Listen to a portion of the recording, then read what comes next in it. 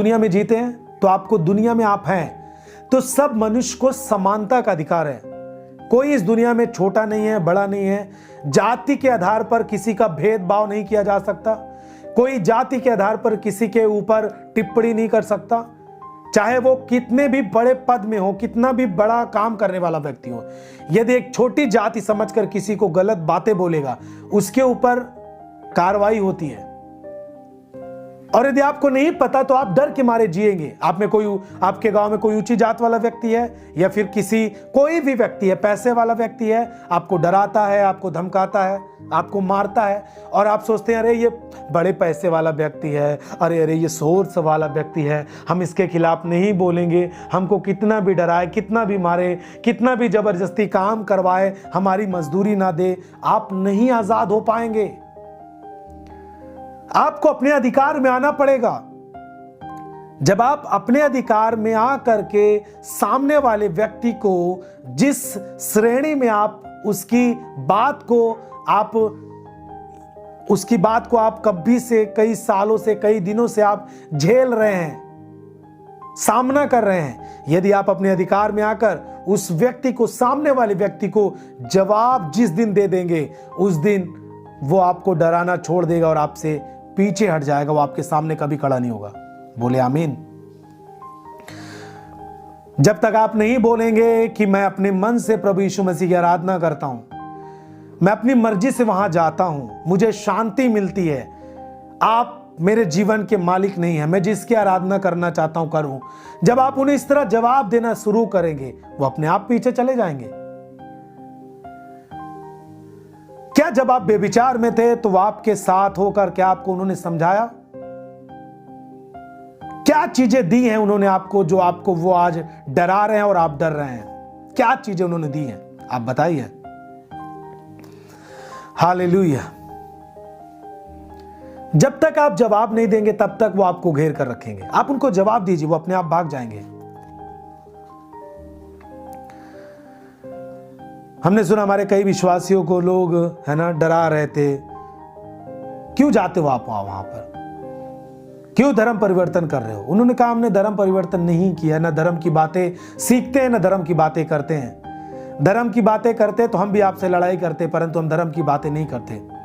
हमने वो जीवन पाया है जो यीशु मसीह ने दिया है। हालेलुया। उन्होंने साफ कह दिया कि आप किसी की आराधना करते हैं कि नहीं करते, किसी को मानते हैं कि नहीं मानते, हमारे खाने पीने में आप क्यों सुख से हम जी रहे हैं, हम शांति में जी रहे हैं। लड़ाइयां होती थी परिवार में, आज शांति से जी रहे हैं। आपको क्या प्रॉब्लम है? हम शांति से ना जिए, आप यही चाहते हैं? उसके बाद वो पीछे चले गए, लोग अपने आप हट गए जो उनको डराते थे। जब उन्होंने अपने अधिकार में आके उनको बोला तब वो अपने आप पीछे चले गए। उन्होंने साफ साफ कह दिया, क्या आप हमें जीना नहीं देना चाहते? मार दीजिए, इससे अच्छा है आप हमें। जब हमने कह दिया कि हम अपनी मर्जी से वहां जाते हैं, हमें शांति मिलती है प्रार्थना करके, शांति मिलती है हमें बाइबल पढ़ के। बाइबल कोई मतलब ड्रग्स गांजे की पुस्तक थोड़ी ना है। इसमें हम पढ़ करके देश के खिलाफ काम नहीं कर रहे हैं। हम इसे पढ़ करके कोई गलत मानसिकता हमारे अंदर नहीं आ रही है। इसे पढ़कर हम कोई किसी को गाली देना थोड़ी ना सीख रहे हैं। क्यों आप इतना उपद्रव कर रहे हैं? आप उनको जवाब दीजिए। जब तक आप अपने अधिकार में आकर जवाब नहीं देंगे, वो आपको घेर के रखेंगे। उनको आप बोलिए, मैं शांति में जी रहा हूं, आपको क्या प्रॉब्लम है? मेरे बच्चे आज शांति में हैं, मेरी बात मानते हैं। मेरे बच्चे आज दूसरे लड़के लड़कियों के चक्कर में नहीं हैं। आप क्यों प्रॉब्लम हमें दे रहे हैं? हम शांति से जी पा रहे हैं ना। हमें समझने की बुद्धि है, आप हमें ज्यादा मत समझाइए, जवाब देना सीखिए। आप हमारी शांति को आप मत छीनिए, आप ऐसा जवाब दीजिए। उन्होंने हमको नहीं बुलाया, पास्टर ने हमको नहीं बुलाया, ना चर्च ने हमको बुलाया। हमने अपनी मर्जी से वहां पर जाना शुरू किया। जब हमको नहीं अच्छा लगेगा हम छोड़ देंगे। हमको अच्छा लग रहा है हम उसके साथ हैं। हमको चर्च अच्छा लगता है हम चर्च जाते हैं। हमको बाइबल पढ़ना अच्छा लगता है हम पढ़ते हैं। क्या देश के प्रधानमंत्री बाइबल नहीं पढ़ते? वो भी पढ़ते हैं। अन्य लोग बाइबल नहीं पढ़ते हैं? पढ़ते हैं।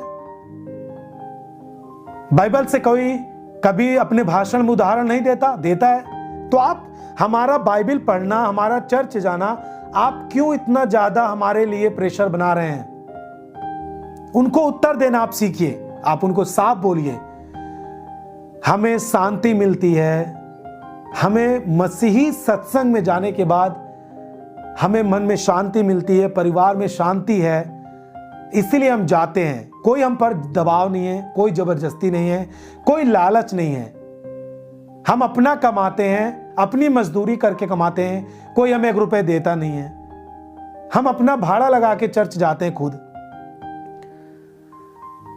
अपनी मजदूरी करके कमाते खाते हैं। नशा करते थे, दिन भर में पैसे खर्चे हो जाते थे, लेकिन आज मैं अपना पूरा पैसा बचाकर परिवार चला रहा हूं, मुझे शांति है, मैं जाता हूं। साफ जवाब देना सीखिए।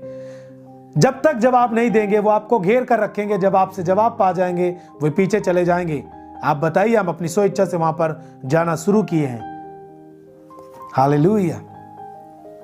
फिर से मेरी बात सुनिए, जब तक आप अपने अधिकार में होकर सामने वाले को जवाब नहीं देंगे, तब तक वो आपको डराएंगे, धमकाएंगे, गालियां देंगे। मुझे हंसी आती है, लोग बोलते हैं राशन कार्ड तुम्हारा कटवा देंगे, जैसे उनका देश है पूरा। हमारा इस देश से अधिकार खत्म। मैंने बाइबल क्या पढ़ लिया, मैं देशद्रोही हो गया, गांव विद्रोही हो गया मैं। तो इन सब चीजों से मत डरिए आप। किसी का राशन कार्ड नहीं कटता प्रिजन, किसी का घर नहीं गिराया जाता। आपको यीशु मसीह नहीं अच्छा लगता, आप छोड़कर यीशु मसीह को चले जाइए। ना कोई पास्टर दबाव देता है, ना चर्च दबाव देता है, ना आपको बोला जाएगा आप क्यों छोड़ के जा रहे हैं। लेकिन जब आपको यीशु मसीह अच्छा लगता है, वचन पढ़ने से आपको शांति मिलती है, सत्संग में जाने के बाद आपको शांति मिलती है, तो लोगों से आप बोलिए, आपको डरना नहीं है। अपने उद्धार को बरकरार रखें, शांति को बरकरार बना के रखें, प्रेम को बना के रखें। वो चीजें जो आपके अंदर दी गई हैं उसे बुझने ना दे, उसे जला कर रखें और उसको अपने जीवन के द्वारा और लोगों तक पहुंचाएं।